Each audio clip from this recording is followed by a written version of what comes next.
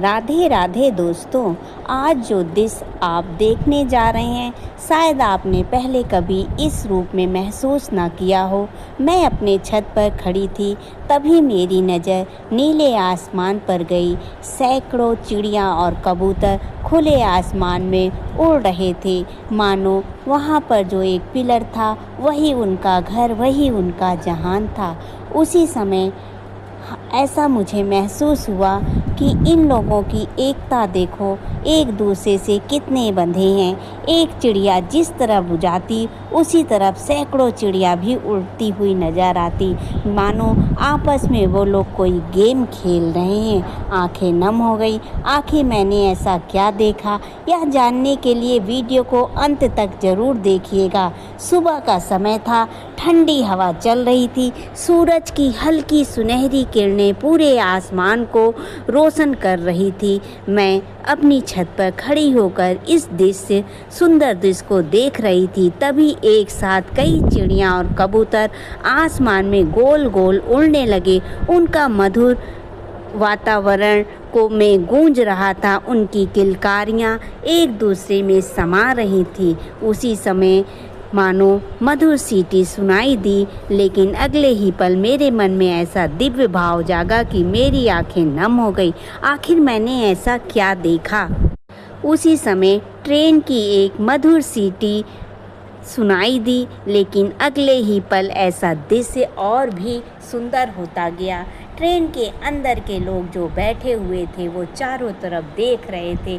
उन्हें भी वो चिड़िया लोगों का चहचहाना और आपस में एक दूसरे से इस तरह से मिलना जुलना, मौसम ही कुछ ऐसा था कि आप अपने आप को रोक नहीं पाएंगे इस वीडियो को देखने के लिए। उसी समय दूर से एक ट्रेन दिखाई दी, उसकी सीटी और पक्षियों की चहचहाट मिलकर ऐसा मधुर वातावरण बना रही थी कि मन अपने आप शांत हो गया। मैं उस दृश्य को देख ही रही थी कि मेरे मन में एक सुंदर सा भाव जागा। मुझे ऐसा महसूस हुआ मानो भगवान भोलेनाथ अपने दिव्य स्वरूप से मुस्कुराते हुए उन नन्हे पक्षियों को स्नेह दे रहे हों।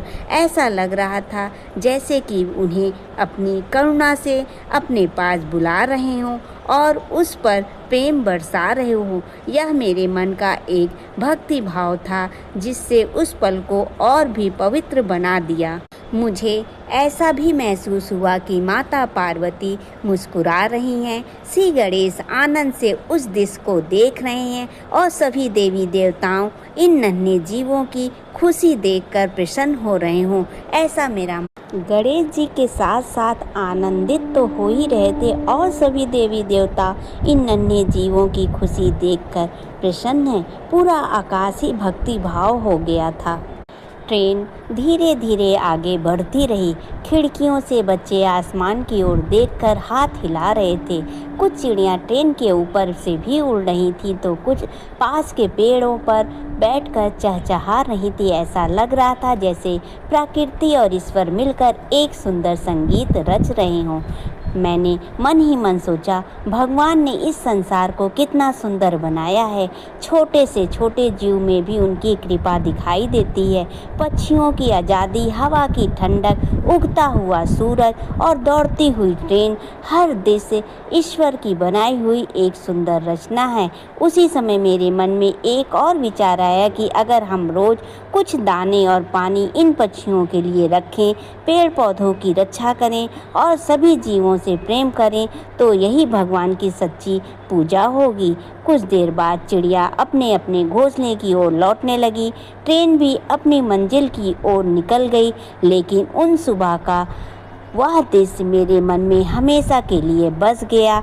आज भी जब मैं आसमान में उड़ती चिड़िया को देखती हूँ तो मुझे भगवान भोलेनाथ की करुणा और उनका प्रेम याद आ जाता है।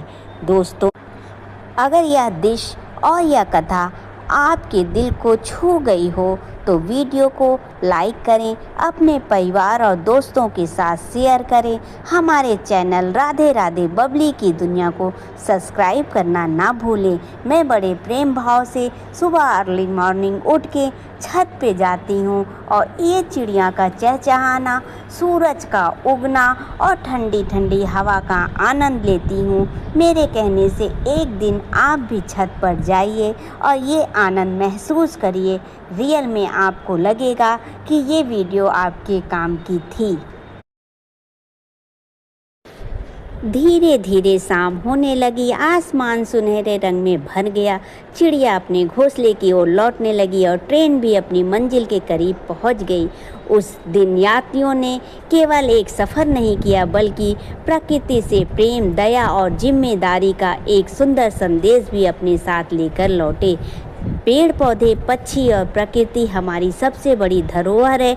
आइए हम सब मिलकर इनकी रक्षा करें और आने वाली पीढ़ियों के लिए एक सुंदर संसार छोड़ें। अगर आपको यह कहानी पसंद आई हो तो वीडियो को लाइक करें, दोस्तों के साथ शेयर करें और वीडियो को सब्सक्राइब करें। आप सभी के साथ राधे राधे। मैं बबली की दुनिया से, मैं बबली आप सभी का स्वागत करती हूँ। आप सभी